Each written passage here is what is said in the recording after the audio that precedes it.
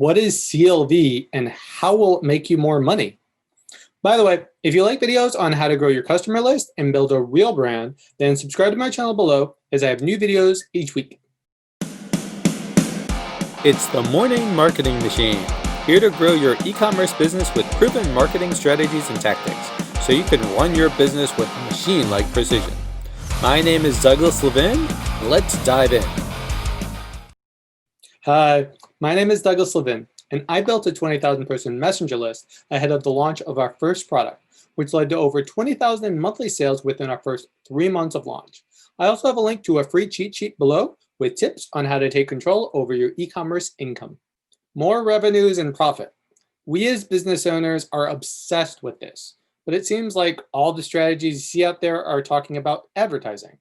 How you need to spend money to make money.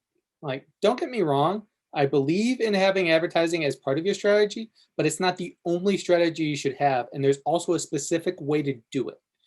If all you're doing is advertising and have no real plan, once you stop spending money, all your sales are just going to dry up.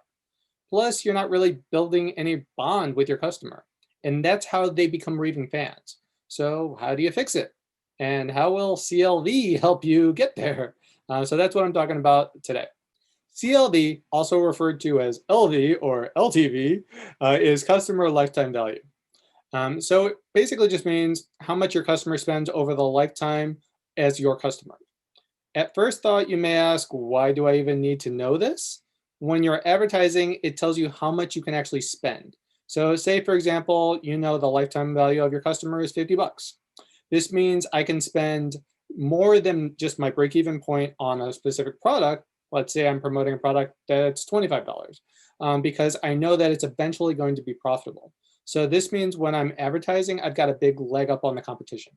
Most brands have no idea what the LTV of their customer is. So they just look at their break-even cost on a product and that's all they can spend. But ClickFunnels is actually an example of how you can do this in a different way and build a really successful company. So on the surface, when ClickFunnels advertises, it may cost them around 20 bucks or so to acquire a customer. The product that's their lead magnet that they typically advertise is a book. It costs them about $8, right? So on the surface, they are losing money for every sale. So that should bankrupt them, right? You would think so, right? But however, they know what the customer lifetime value is of their customer, and their average order value is also way higher. I think it's around $35 or so for their average order value.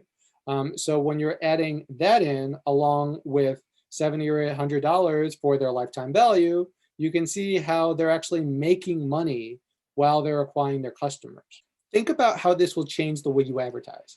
If you know your LTV is $50 and your competition is only thinking about their break-even point on a product, you'll be able to outspend them by a lot, making you the brand that will likely get that customer. So Dan Kennedy, he's a famous marketer. He has a quote that I ended up picking up from Brian Bowen.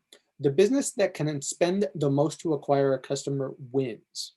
Imagine what it will do to your business if you can spend much more to acquire a customer than your competition and do it profitably.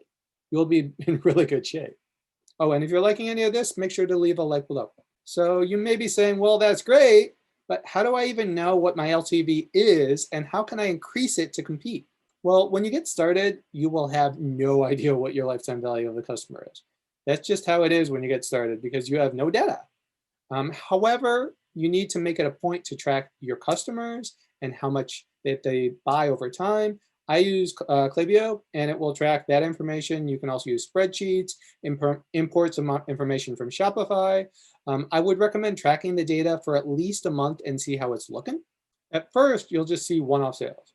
But if you're reaching out to your customers, building trust, giving value, and giving them a great experience, this number should increase as they read your emails, have a great experience, and see how you're there for them when things go wrong to be the brand that cares for them.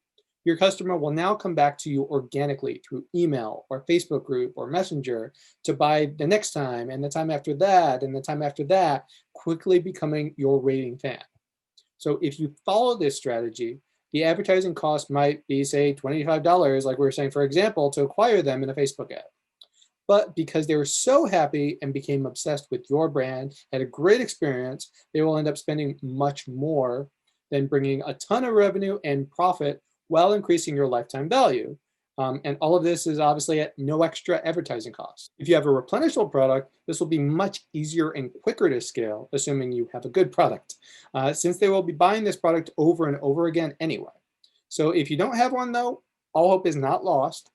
Complementary products are great here. They've already bought from you, they trust you enough to spend money on your brand, so what can you give them that will help them with their next problem?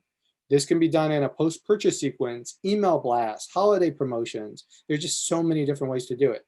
But it costs you nothing because they're already on your list, right? They've already bought from you. So they have a much higher likelihood of buying from you again, which obviously increases your LTV. So to recap, lifetime value of a customer is just how much money that they spend over their customer lifetime. You will need to track sales from your customers over time to calculate this metric. Make sure to give them a great experience, follow up with them, make new offers, whether it's a replenishable product or complementary products, so you can have them buy from you over and over again. And before you know it, your lifetime value will increase, allowing you to spend even more to acquire customers, right? You're going to start this amazing flywheel that's just going to keep increasing your revenue and your profit.